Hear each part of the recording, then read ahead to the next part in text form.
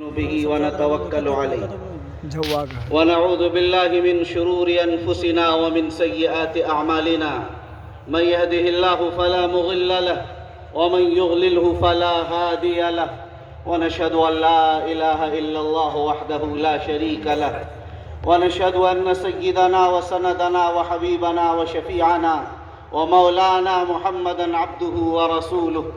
أعوذ بالله من الشيطان الرجيم. بسم الله الرحمن الرحيم. الف لام میم احسب الناس ان يتركوا ان يقولوا آمنا وهم لا يفتنون ولقد فتنا الذين من قبلهم فليعلمن الله الذين صدقوا وليعلمن الكاذبين. صدق الله العظيم.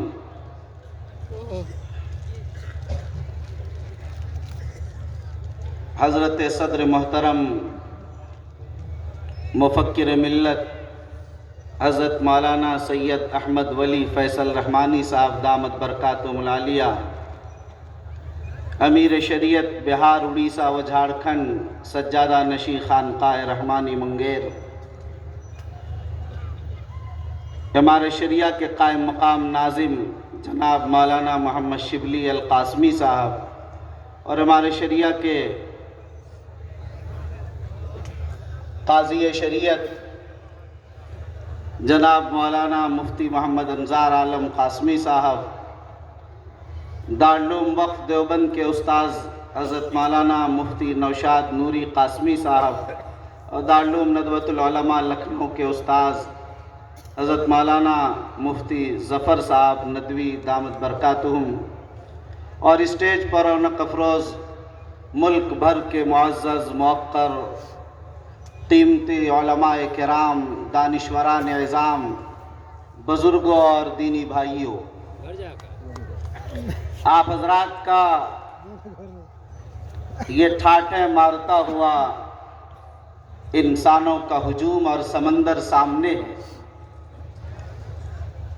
یہ مجمع اور آپ حضرات کا یہاں آنا اور آپ حضرات کی جو دل جمعی، دلچسپی اور جس انہماک کے ساتھ آپ حضرات جلسے کو سماعت کر رہے ہیں، اس سے دین سے اور دینداروں سے اور دین کی باتوں کے سننے سے اور ہمارے شریعہ سے آپ کا والہانہ تعلق اور لگاؤ محسوس ہو رہا ہے.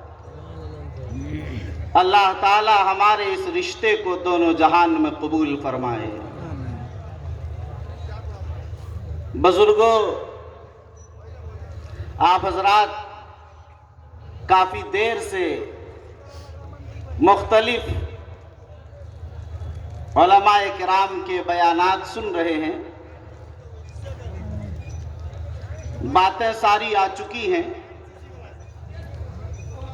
اور حضرت امیر شریعت دامت برکاتہم العالیہ کا کلیدی خطاب اور صدارتی خطاب ہونا ہے. بیچ میں بہت ہی مختصر انداز میں 2-3 باتیں عرض کرنا چاہتا ہوں.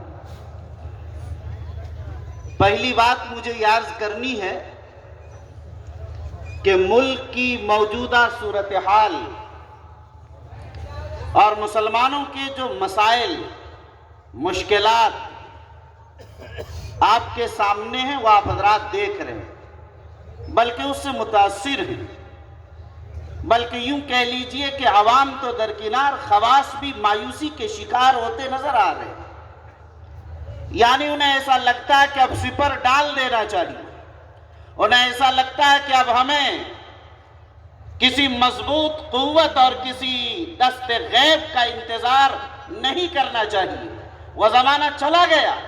اب ملک میں وہ دن آنے والا ہے کہ جب مسلمانوں کا زوال ہوگا، پستی ہوگی، مسلمانوں کو بخارا و سمرقند کی طرح اور مسلمانوں کو دنیا کی مختلف اسلامی ملکوں کے زوال کی طرح یہ زوال بھی دیکھنا پڑے گا. بہت سے لوگ مایوسی کے ساتھ یہ دیکھ رہے ہیں کہ خلافت عثمانیہ کا سقوط ہو گیا. وہ دیکھ رہے ہیں کہ پوری دنیا میں اتنے سارے اسلامی ممالک، اس کے باوجود کہیں سے کوئی آواز، کوئی طاقت، کہیں سے کوئی امید، کوئی بشارت سننے کو نہیں مل رہی. لیکن میرے بھائیوں، میں آپ سے یہ کہنا چاہتا ہوں کہ آپ اس مایوسی سے نکل جائیے. آپ اس سوچ اور اس فکر کو بالکل ہی آپ جھٹک دیجئے اور پیچھے چھوڑ دیجئے، اور اس عزم اور اس حوصلے کے ساتھ جیئے کہ جب تک آپ ایمان والے رہیں گے اور جب تک آپ کلمہ طیبہ لا الہ الا اللہ محمد رسول اللہ پڑھتے رہیں گے، اس وقت تک آپ پر یہ حالات آتے رہیں گے.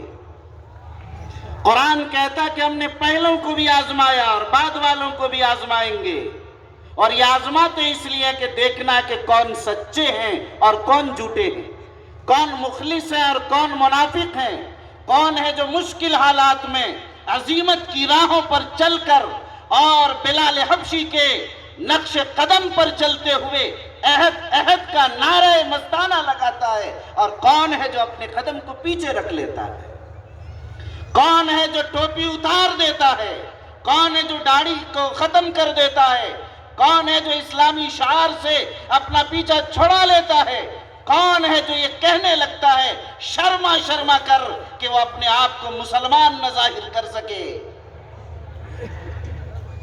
یاد رکھیے، اسی جانچ کے لیے کہ حالات آتے ہیں. ایمان اتنا آسان نہیں، وہ ظاہر ہے کسی کانٹوں پر چلنے کی طرح، بلکہ بچھی ہوئی آگ کے انگاروں پر چلنے کی طرح ایمان والوں کو چلنا پڑے گا. حالات مشکلات آتے ہی اس لیے ہیں تاکہ آپ کے ایمان میں اضافہ ہو، آپ کی ترقی ہو، آپ کو حوصلہ ملے، آپ آگے بڑھیں. اسلام وہ پودا ہے، کاٹو تو ہرا ہوگا، اسی بنیاد پر کہا گیا. آپ دیکھتے ہیں کہ جب مشکل حالات آتے ہیں، اسی میں سے ایک چراغ جلتا ہے، ایک طوفان بلاخیز آتا ہے جس کو دنیا کی طاقت نہیں روک پاتی. وہ ایسا تھپیڑا جو پورے نظام کائنات کو بدل دیا کرتا ہے. آپ مشکل یہ ہے کہ تاریخ نہیں پڑھتے. آپ کو پڑھنا چاہیے اور دیکھنا چاہیے کہ وہی تاتاریوں میں سے ایک شخص پیدا ہوتا ہے جو ان کو کلمہ نصیب ہوتا اور پورا ملک تاتاریوں کا آج کلمہ گو بن جایا کرتا ہے. آپ دیکھتے ہیں کہ 1857 میں جب اس ملک میں انگریزوں نے ایسا مضبوط نظام قائم کیا کہ دارالعوام دارالسلطنت سے انگلینڈ کی آواز لگا دی گئی تھی کہ اس ملک میں بائبل ہی کی آواز ہوگی، اسی کی تلاوت، اسی کا نعرہ، اسی کے پڑھنے والے اور اسی کا جھنڈا ہوگا. اس وقت کے حالات آپ نے دیکھے کہ کیا ہوا. اسی میں پیدا ہوئے حاجی امداد اللہ مہاجر مکی، پیدا ہوئے مولانا قاسم نانوتوی اور مولانا گنگوئی، مولانا منیر نانوتوی اور دیگر علماء پیدا ہوئے. جعفر تھانیسری نے، ضامن شہید نے اپنی قربانیاں پیش کی اور قربانیاں پیش کر کے ملک کو بتایا کہ چند سالوں بعد دارالعلوم دیوبند قائم ہوگا جو اس ملک کے ایمان اور اسلام اور مسلمانوں کے تحفظ کا ذریعہ اور ضمانت بن جائے گا. اس دارالعلوم کا چراغ چھلا، اس چراغ نے بر صغیر کے اسلام اور اس کی تہذیب کی حفاظت کا سامان فراہم کر دیا. وہ مایوسی ختم ہوئی. مولانا گنگوئی جیل میں ہیں، حاجی امداد اللہ اس خوف سے ہجرت کر کے مکہ چلے جاتے ہیں، با قاسم نانوتوی کو چھپنے پر مجبور کیا جا رہا ہے. اتنے مشکل حالات ہیں، جہاں مل جائے شوٹ وارنٹ کا اعلان ہے. لیکن ایسے مشکل حالات میں انہوں نے کام کیا، دارالعلوم قائم کیا جس نے 1947 میں اس ملک کی آزادی کا سامان فراہم کیا، جس نے مولانا حسین احمد مدنی کو پیدا کیا، جس نے شیخ الاسلام مولانا حسین احمد مدنی کو پیدا کیا، جس نے مفتی کفایت اللہ کو پیدا کیا، جس نے حفظ الرحمان سوہاروی کو پیدا کیا، جس نے مولانا عبید اللہ سندھی کو پیدا کیا، جس نے بڑے بڑے علماء کو پیدا کیا، جنہوں نے پورا نقش کار بنایا. یہ حالات آئے ہیں، اسی لیے آئے ہیں کہ اس ملک میں ایک عظیم انقلاب آنا ہے. یاد رکھیے، آپ کو جگانے کے لیے آیا ہے کہ آپ کہیں تعلیم میں پیچھے تو نہیں ہیں، آپ اخلاق میں پیچھے تو نہیں ہیں، آپ اپنی تہذیب و ثقافت کو چھپانے میں تو نہیں لگ گئے ہیں. جو قومیں اپنے بڑوں کی شناخت کو چھپاتی ہیں، اپنی قوم کی قومی شناخت کو چھپانے لگتی ہیں، وہ قوم باقی نہیں رکھتی. جو قوم اپنے بزرگوں اور اسلاف سے رشتہ توڑ لیتی ہے، وہ قومیں ختم ہو جایا کرتی ہیں. یہ قوم قیامت تک رہنے والی قوم ہے۔ اس ملک کے خاتمے کا، اس قوم کے خاتمے کا تو آپ جانتے کوئی معاملہ ہی نہیں۔ جب تک کلمہ لا الہ الا اللہ محمد الرسول اللہ سرزمین پر ہے تب تک کائنات باقی ہے، جب تک صاحب ایمان باقی ہے کائنات باقی ہے۔ ایمان نہیں تو دنیا کی روح ختم ہو جائے گی، دنیا فنا ہو جائے گی۔ آپ ایمان کے ساتھ زندہ رہیے، اصل مسئلہ یہ ہے۔ اگر آپ ایمان کے ساتھ زندہ ہیں تو سارا نظام درست اور ٹھیک ہے۔ اس لیے آپ کو میں عرض کرنا چاہ رہا تھا کہ ان مشکل حالات میں آپ مایوس مت ہوئیے، بلکہ پوری قوت اور وقار کے ساتھ اپنے آپ کو تیار کیجئے کہ آپ کو کرنا کیا ہے۔ آپ عزائم بنائیے، منصوبے بنائیے، اہداف طے کیجئے۔ ہمیں 10 سال میں کہاں جانا، 25 سال میں اس کو کہاں پہنچانا ہے، 50 سال میں ہمیں کہاں پہنچنا ہے، یہ اہداف آپ کو طے کرنا ہوگا اور اس پر کام نہیں، لگاتار کام کرتے رہنا ہوگا۔ ہم مسلسل جہد مسلسل کے ساتھ کام کرنا ہوگا، دن اور رات اس میں نہیں دیکھنا ہوگا، اخلاص اور للہیت کے ساتھ میدان عمل میں اتر کر کام کرنا ہوگا۔ آپ کو بنیادی دینی تعلیم کے لیے مکاتب کا جال بھی بچھانا ہوگا، ہر گھر کو دار ارقم بنا دینا ہوگا، ہر محلے اور آبادی کو صفہ کا چبوترا بنا دینا ہوگا، آپ کو ہر جگہ تحفیظ القرآن بنانا ہوگا، مدارس کو مضبوط اور مستحکم کرنا ہوگا، مدارس سے رشتے کو اپنے آپ کو مضبوط کرنا ہے۔ اگر مدارس پر آنچ آئے گا مسلمان اس ملک میں زندہ نہیں رہے گا۔ مسلمانوں کے لیے ان کی جان تو جا سکتی ہے، لیکن مسلمانوں کے مدارس و مساجد مقابر پر اگر آنچ آنے والا ہوگا تو اس ملک کا مسلمان اسے برداشت نہیں کرے گا۔ یہ عظمت اور یہ لگاؤ آپ کا باقی رہنا چاہیے۔ تاریخ بتاتی ہے کہ جب جب علماء پر آنچ آیا، مدارس و مساجد و مقابر پر، کتب خانوں اور لائبریریوں پر، اداروں پر آنچ آیا، اسی کے بعد سے عوام خاموش رہی، وہاں حالات پیدا ہوئے۔ اس لیے میرے بھائیوں، پہلی بات تو یہ کہنی تھی۔ دوسری بات آپ سے عرض کرنی، میں نے دن میں بھی یہ بات کہی تھی کہ خاص طور پر مدارس اسلامیہ اس ملک کے تحفظ کا ذریعہ ہیں، یہ آپ کے ذہنوں میں رہنا چاہیے۔ میں یہ نہیں کہتا کہ آپ عصری تعلیمی ادارے قائم نہ کیجئے، ہمارے شریعت و عصری اداروں کے قائم کرنے اور ٹیکنیکل انسٹیٹیوٹ کے بنانے اور کالجز کے بنانے اور کوچنگ سینٹر کے چلانے، اس کا تو ایک بڑا ادارہ سمجھا جاتا ہے، آپ جانتے ہیں اچھی طرح۔ لیکن میں عرض کرنا چاہتا ہوں کہ ان سب کے ساتھ آپ مدارس کی عظمت کو محسوس کیجئے۔ آپ کے ذہنوں میں رہنا چاہیے کہ یہ علماء، یہ ائمہ، یہ ہمارے لیے بہت قیمتی سرمایہ ہیں۔ ہمیں ان مدارس کی حفاظت کے لیے ہمیں خود بہتری پیدا کرنی پڑے گی۔ مدارس کی زمین کی حفاظت کے لیے ان کے کاغذات ہمارے درست رہنا چاہیے۔ مساجد کے اگر وقف کی زمین ہے، اس وقت کو سروے میں ہمیں رجسٹرڈ کرانا چاہیے۔ ہماری بلڈنگوں کے نقشے ہیں یا نہیں، اسے درست کرانا چاہیے۔ رجسٹریشن ادارے کا ہے یا نہیں، اسے کرایا جانا چاہیے۔ اگر آپ آڈٹ نہیں کراتے اپنے حسابات کو آڈٹ کرائیے۔ آپ انکم ٹیکس ریٹرن فائل نہیں بھرتے ہیں تو آپ کو انکم ٹیکس ریٹرن فائل بھرنا چاہیے۔ آئی ٹی آر کا یہ پورا سسٹم اگر آپ کے ادارے کا اتنا منظم مرتب ہونا چاہیے کہ آپ پر کوئی انگلی رکھنا چاہے تو نہ رکھ سکے۔ یہ تو ایک بنیادی ضرورت کی چیز ہے، آپ اس کے بغیر نہیں رہ سکتے، یہ آپ کو کرنا ہو۔ بہرحال آخری بات جو مجھے عرض کرنی ہے وہ یہ کہ مسلمانوں، ہمارے شریعہ کی آواز پر آپ یہاں جمع ہیں۔ حضرت امیر شریعت دامت برکاتہم العالیہ امیر بننے کے بعد شہر ارریہ کی سرزمین پر پہلی بار اتنے بڑے پروگرام میں یہاں جمع ہیں۔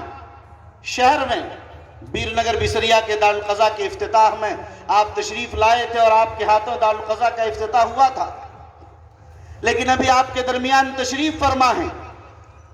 ظاہر ہے آپ دیکھ رہے ہیں، سن رہے ہیں، اخبارات کے میں پڑھ رہے ہیں کہ اس مختصر مدت میں ہمارے شریعہ نے جو کام کیا اور جس تیزی کے ساتھ ہمارے شریعت کو ترقی کی راہ کی طرف آپ نے چلایا ہے، آپ سمجھ سکتے ہیں کہ ہمارے شریعہ کس تیزی کے طرف ترقی کی راہ پر چل رہا ہے۔ تو آپ حضرات کی آواز، آپ حضرات کی طاقت، آپ حضرات کا تعاون ساتھ رہنا چاہیے۔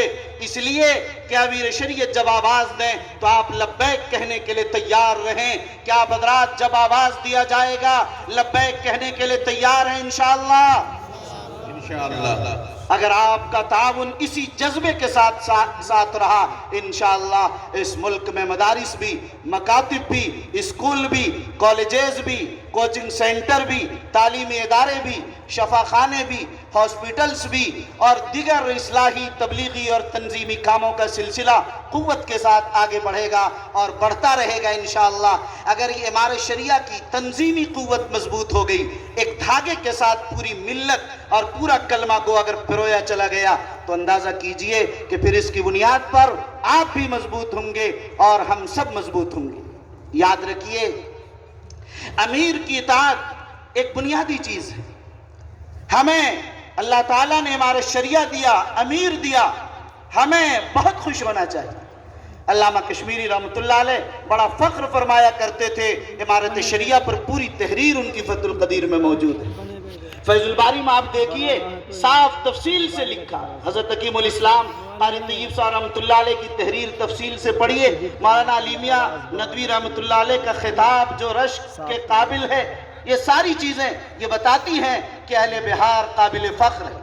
الحمدللہ، خاص طور پر ارریہ کی سرزمین جو علمی، ادبی، تاریخی سرزمین ہے، جن کا آج سے امارت شریعہ سے نہیں بلکہ 1921 میں جب یہ ادارہ قائم ہوا، مولانا ابو المحاسن محمد سجاد بانی امارت شریعہ کا دورہ اس علاقے میں ہوا۔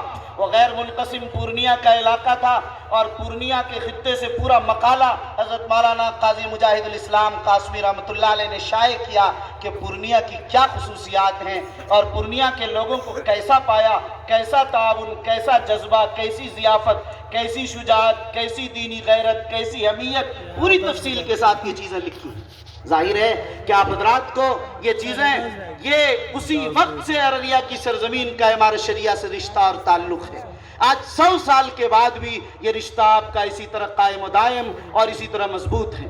یاد رکھیے، امارت شریعہ ظاہر ہے کہ کام کر رہی اور ہر علاقے میں کام کر رہی۔ ارریہ کے لوگوں کے